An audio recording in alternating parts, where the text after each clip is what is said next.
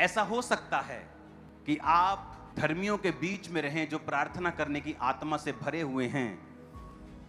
आप उनके बीच में रहें जो दर्शन देखते हैं, जो हीलिंग करते हैं, लेकिन आपकी लाइफ में वो ब्लेसिंग ना हो, क्योंकि आपकी जो स्पिरिट है वो परमेश्वर के लिए ओपन नहीं है। मुझे ग्रीस के लोगों ने बताया कि हम ग्रीस में रहते हैं 20 साल से, लेकिन जो भेद आपने इंडिया से आके ग्रीस के बताए हमें खुद नहीं मालूम। परमेश्वर के जो वचन की भेद की बातें थी, किस तरह से क्रिश्चियनिटी स्टार्ट हुई पहली सदी से लेके अब तक, वो सारा सदी बाय सदी, दशक बाय दशक क्या हुआ, हिस्ट्री दर मेरी आंखों के बिल्कुल ऐसा सामने है जैसे वो 2 दिन की बात हो।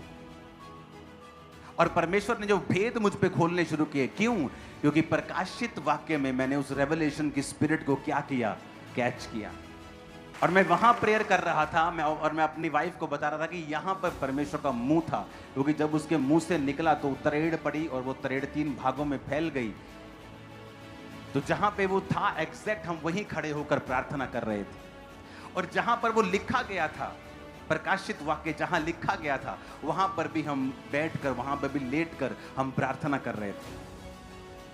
वहां बाइबल पढ़ी थी इसलिए नहीं, क्योंकि वहां पे वो लिखा गया था।